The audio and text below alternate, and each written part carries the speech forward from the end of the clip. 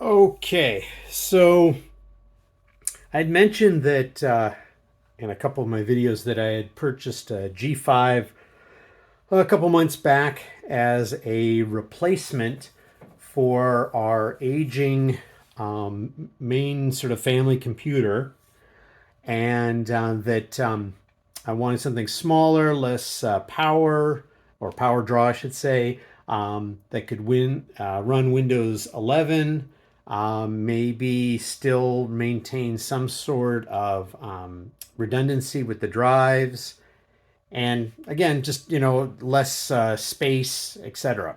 And so finally got to the point where our current computer, it still runs.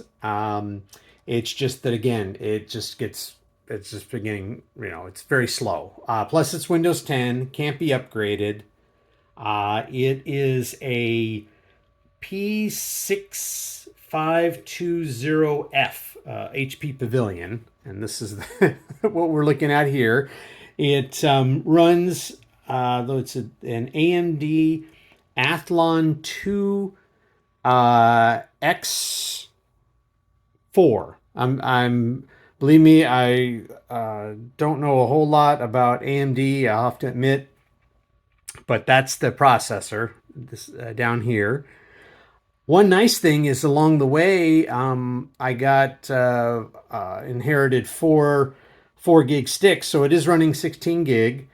It's got two 1 terabyte drives that are using the RAID controller that's built into the motherboard, and that's been this unit is probably 15 years old, and we've never had an issue with it as far as not starting up, et cetera, et cetera. I believe obviously it probably went from Windows 7 to 10, but and that did take a while because of the speed. But you know, for everything, there's a time when you have to move on, and this guy, I'm not sure if I'm going to do something with him. But I knew that in the new system, I didn't want to take out these drives, do whatever it is, bulk copy everything over and boot from it, et cetera, and then do the Windows 11 upgrade. I wanted to do fresh Windows 11.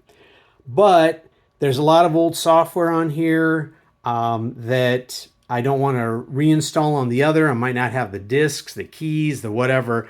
So I was thinking, what if I could virtualize this PC and be able to run it off of the other, off the new unit? Originally, I was thinking something along with Proxmox and all this other stuff, but as everything was moving along and looking at all the various options, what I ended up doing was installing Hyper-V, which comes free with the Windows, onto the Windows 11. And then I was able to virtualize this machine using tools from Microsoft. And now I can actually run it. So I thought I'd go through the process, kind of mostly on some of the major highlights, things to look out for. Your mileage may vary, et cetera, et cetera. Think about whether it's even worth it to do the virtualization versus what I was maybe originally thinking, which was to do the upgrade, get everything over. I haven't always had the greatest luck with taking drives from one Windows computer and putting into the other. So, but I was going to go through some of the steps, kind of outline again what I did, so that way, if you decide to do it, you'll kind of know beforehand some of the prep work that's needed to make sure that you have the license keys, etc., for the Windows, so that way you don't have to run into any weird stuff when you're trying to run it, or it just suddenly decides to not, I don't know, just function, start yelling at you. So, okay, let me fire this guy up. He still is runnable, and talk through some of the stuff that I did with it.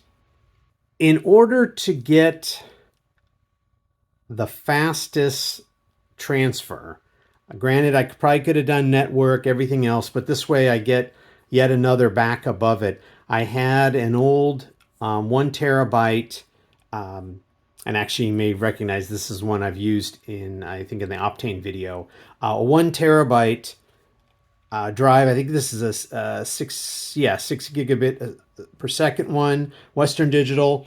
I popped out from here the DVD drive, so that way I had a SATA that I could use, SATA connection here, and the SATA power. So I just plugged these guys in, kind of laid it on there, and then I'd have a drive that I could do the, when I was running the virtualization software or the P2V type software, I had something that was fast. Now I have an extra copy of it. I could always stick this into some sort of, one of those enclosures so that I have available to it. But now I've got an extra backup of it. Now, what was funny is that this machine is so old that I'm trying to figure out, well, how is I going to do the video capture because it only has DVI output and VGA. And I've got a relatively inexpensive thing that just works with HDMI. Well, thankfully, I did have a DVI to HDMI cable, so I was able to do the capture. I actually do have a HDMI to VGA. It was a very odd setup, but I thought, well, I might as well go for a little better resolution to see if this works. So I was making a list of the various steps, and I saw on one forum is that it said, well, first thing you should do is remove BitLocker. I didn't even think about BitLocker because I don't have BitLocker on the particular unit. If you did have it, you would see it. I know it on my Windows 11 machine. It shows up under the control panel as an option. So you'd want to turn off BitLocker because you won't be able to virtualize the drives if BitLocker is on. So take care of that first. The very obvious one is start cleaning up drive or drives that you're going to be using.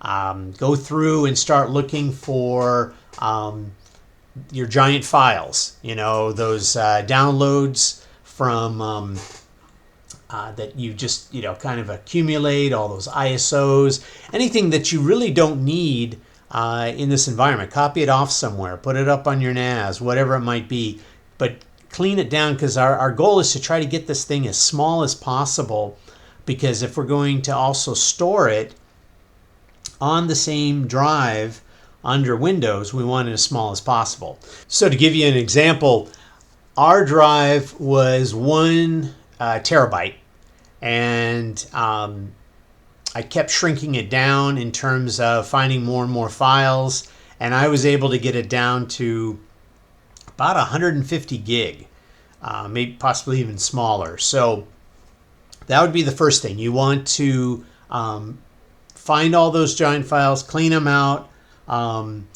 So you might want to look for, type in clean or something like that. It says disk cleanup. And this will also look for things that you can get rid of. You can even go advanced modes in which you clean out old backups of the Windows patches, Windows upgrades, clean all those out.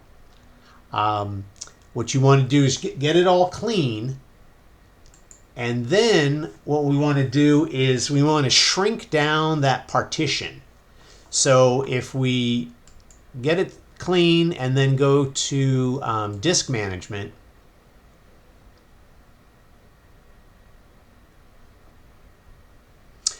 then what we can do is find the drive that we're interested in shrinking down, and we can right click and say shrink volume.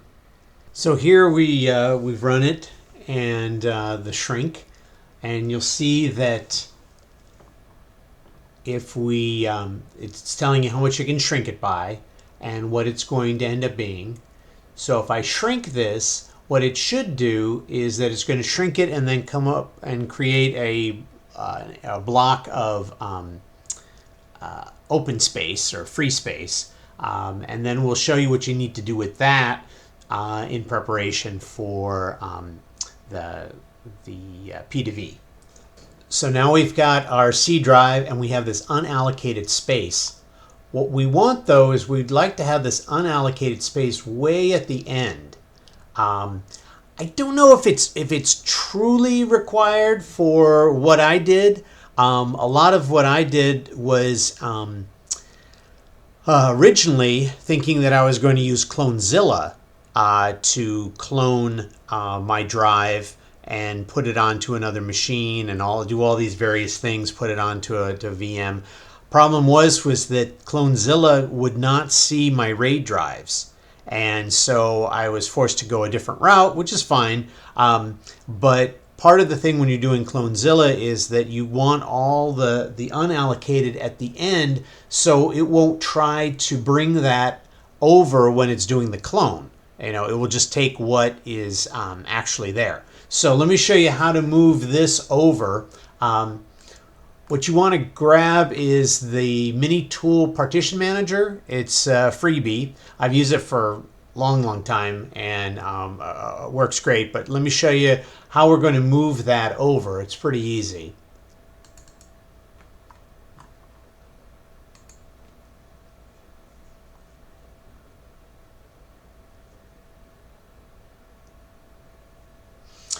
Okay, so what we want to do is, here's our unallocated space, and essentially we're just going to do a series of steps where we're going to be bumping it and moving it to after the thing, you know, past it. So what we want to do is we want to, let's see, actually, oh, I lied. What we want to do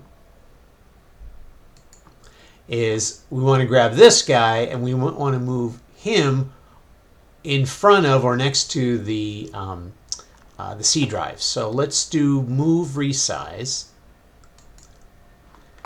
and we want to grab this guy here. We don't want to do the left or right on this. We just want to grab it and move it all the way over. So what it's going to do here, it's not going to change the size, but it's just going to move the unallocated space after it. So we can say okay. And then we want to say apply.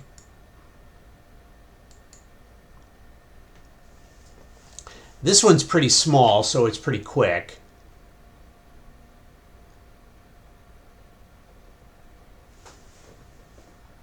All right. Then we want to take our HP recovery drive and do the same thing. So just move it to the left.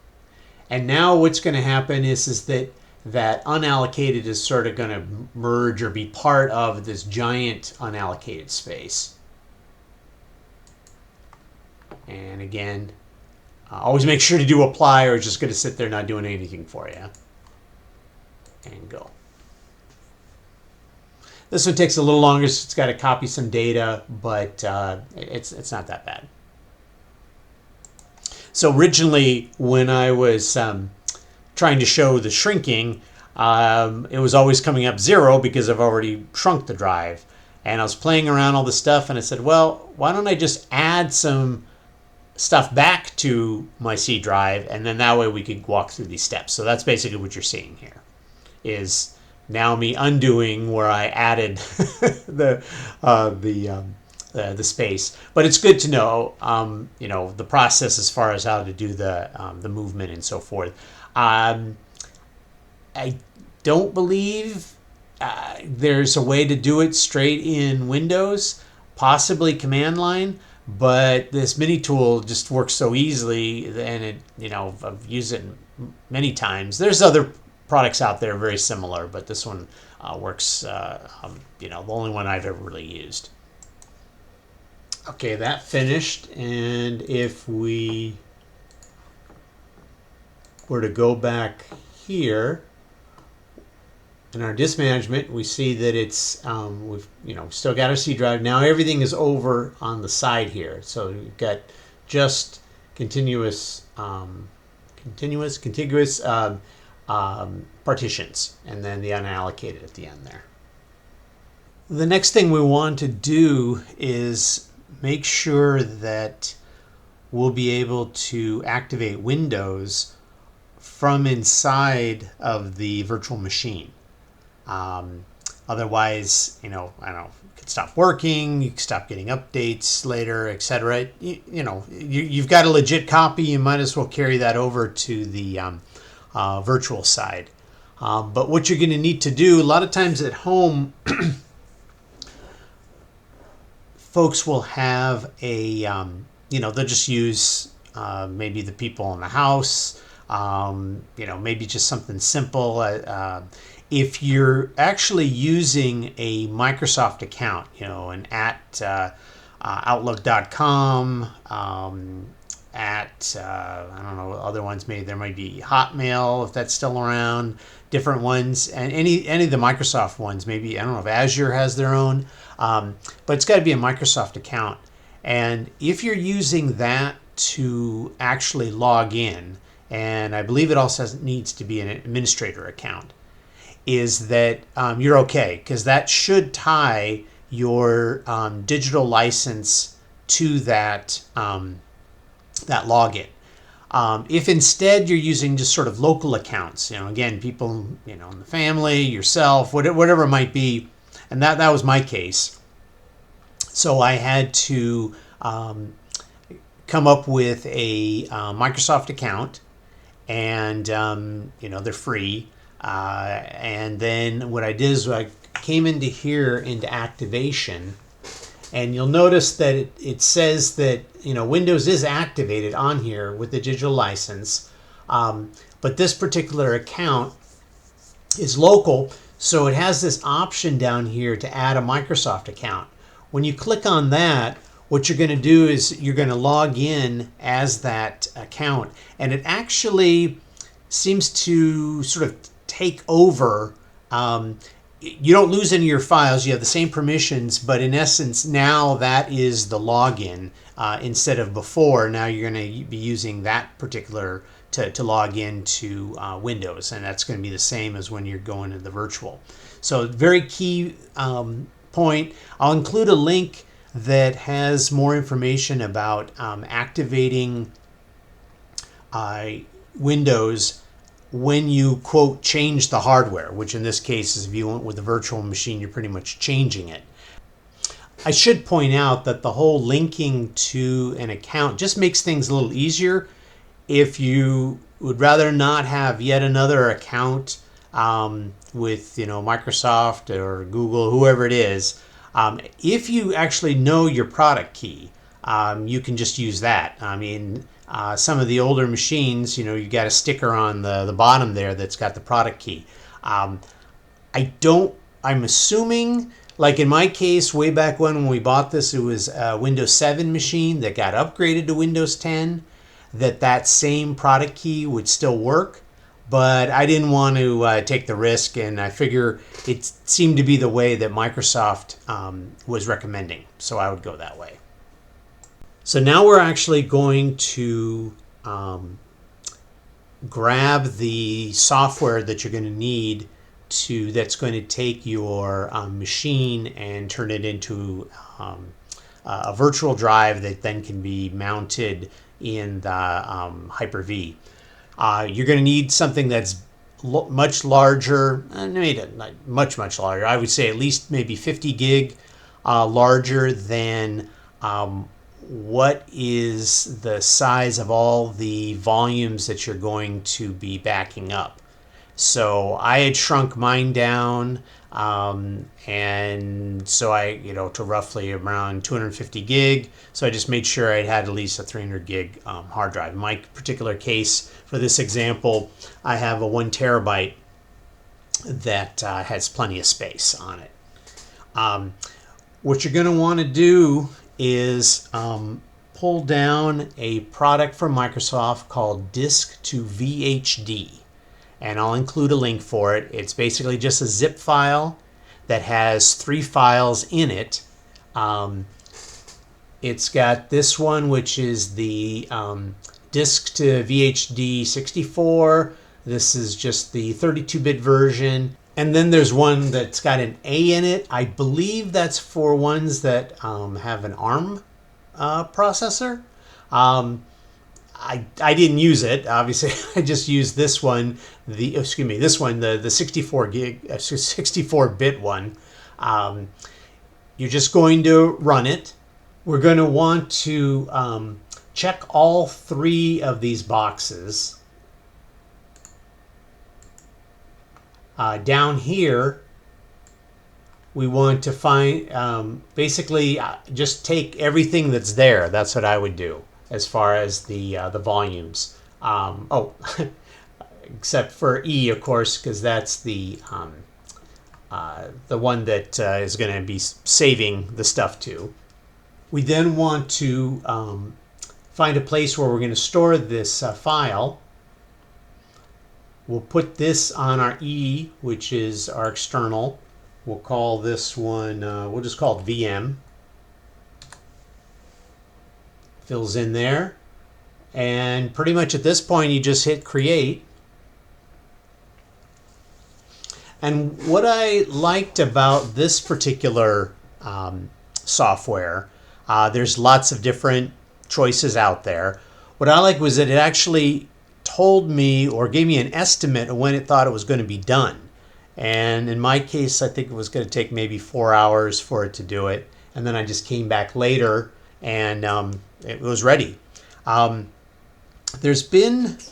a little controversial because I saw something that thought that it claimed that the largest you could do was 127 gig for the VM. Mine was larger than that and it was fine. So, although at the same, documentation doesn't even mention this thing called prepare for use in virtual PC. So maybe things change and they just never updated the documentation. This does look like it's still from 2021, version 2, I believe. Yeah, right there, 2.02.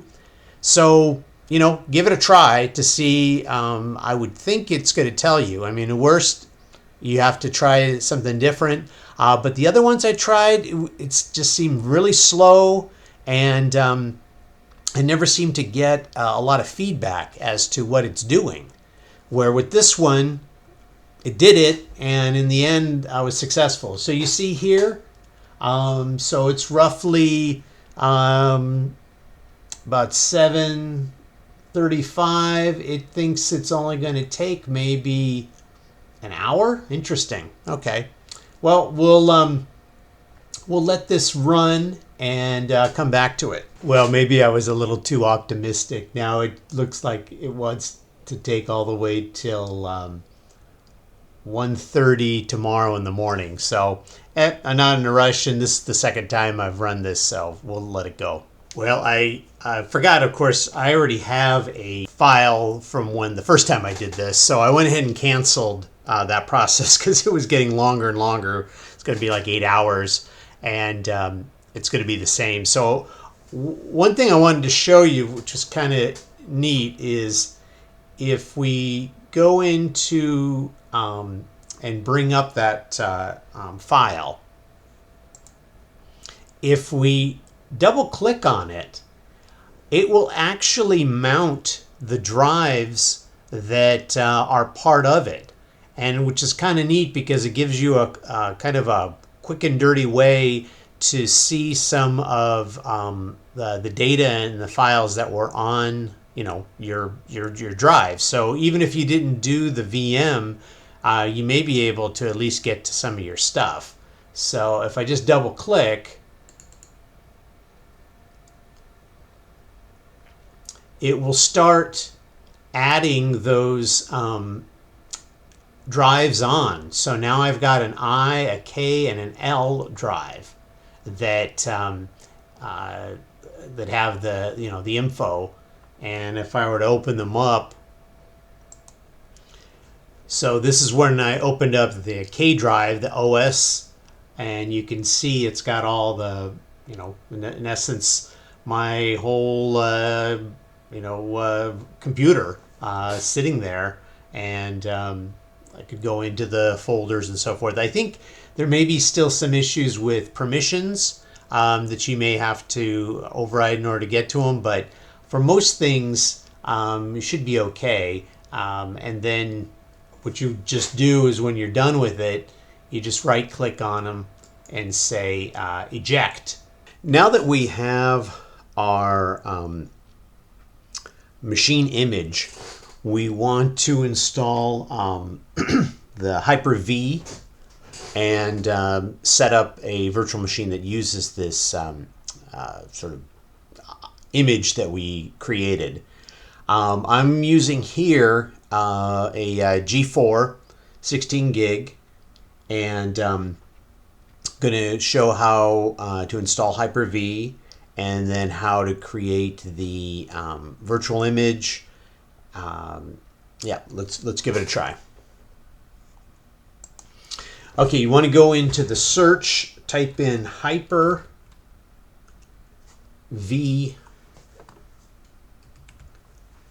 and what it should do is go into this turn Windows features on or off.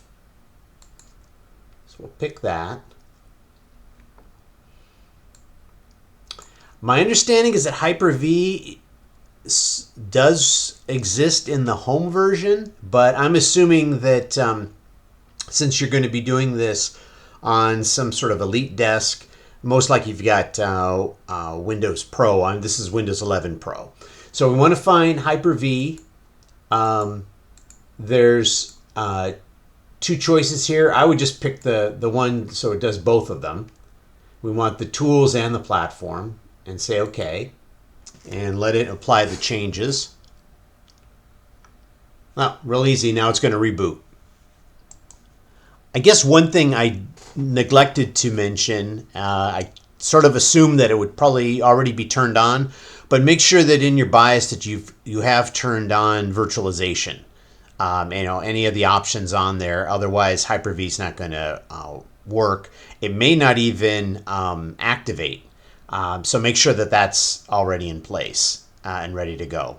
So I pulled the 2.5-inch drive that I had connected into my old computer and that I had copied the virtualization image onto. Then I took it, stuck it into one of these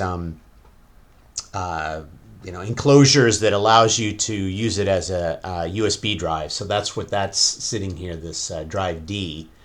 And then I'm going to set up the VM. Now, my original plan was to have the image sitting out on my NAS.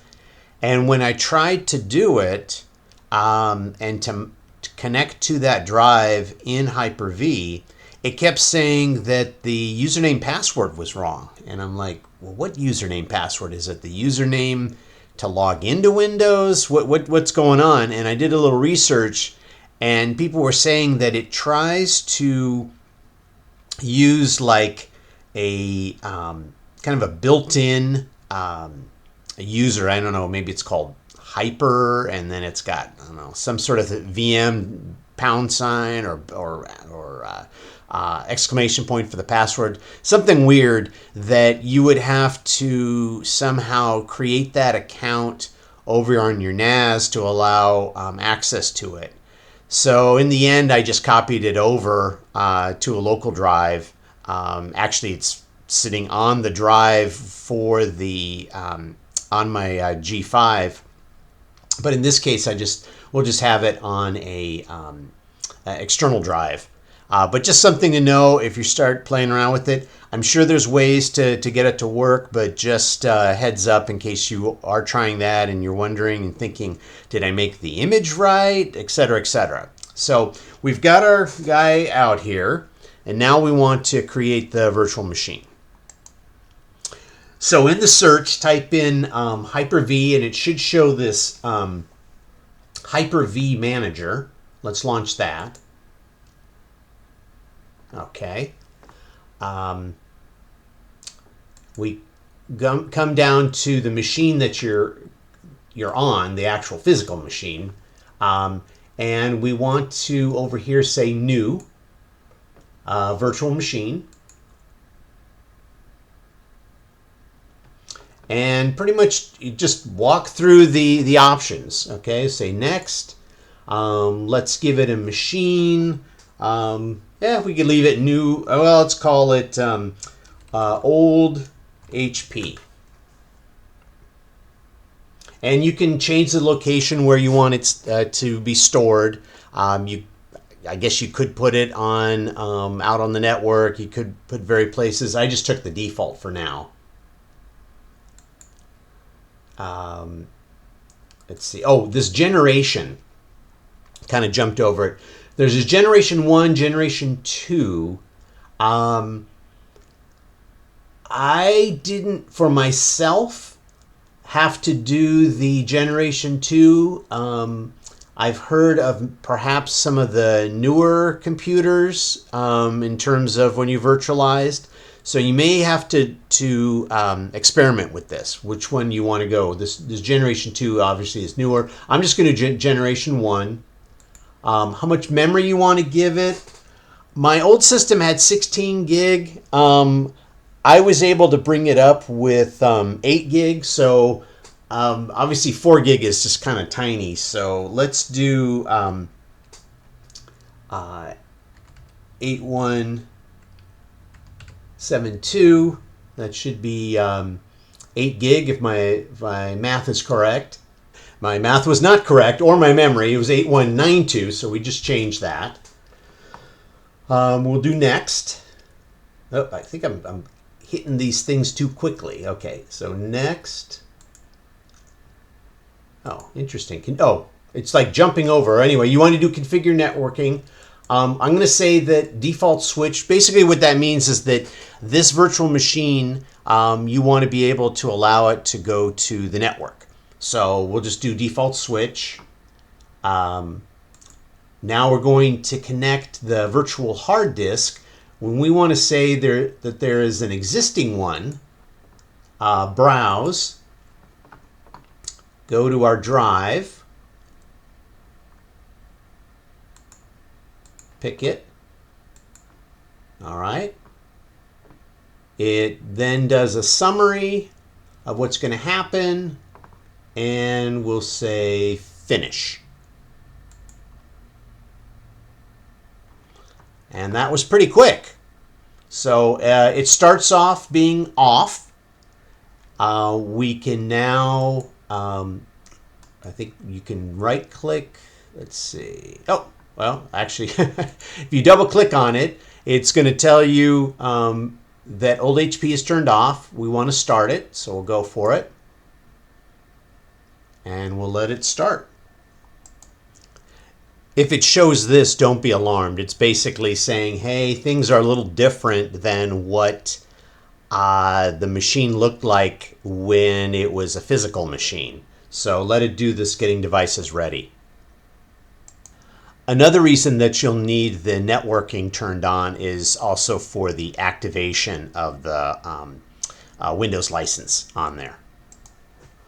Well, I did not anticipate how slow this would be running off of a USB with a mechanical drive.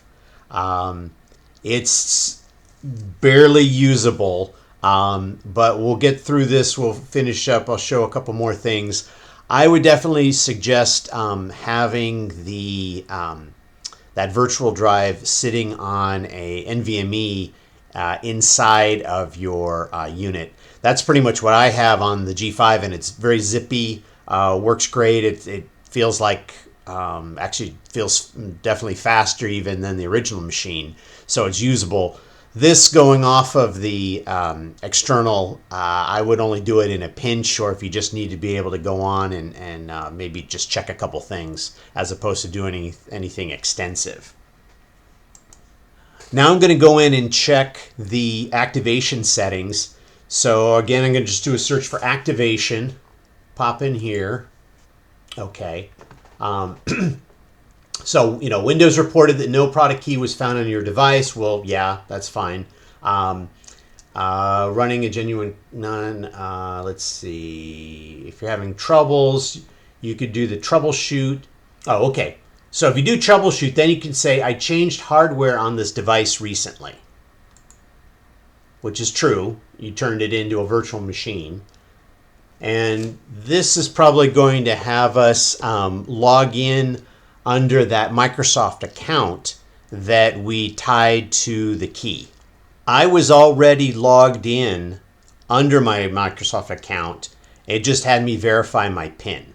This happened to me too when I first did it, is that it sat here, it says, wait a few minutes and then, try it again. So let me see. I believe I did a close and then I tried it a second time and then it seemed to activate. So it goes back to this screen and I believe I picked the I changed hardware again. Okay, so what I ended up having to do is kind of go out, restart the VM and a few other things. I think also just the fact of maybe logging back in again, maybe initially it's got all this kind of startup stuff.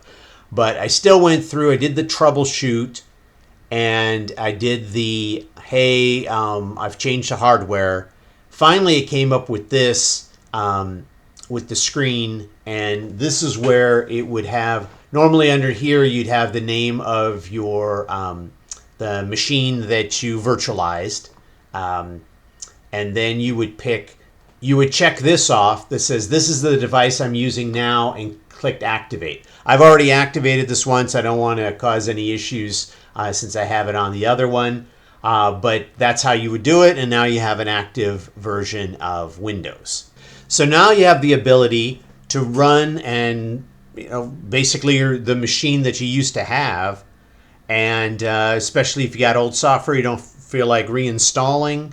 If you don't, maybe the software, you don't have the disks anymore. Maybe you downloaded it and the site's not around anymore.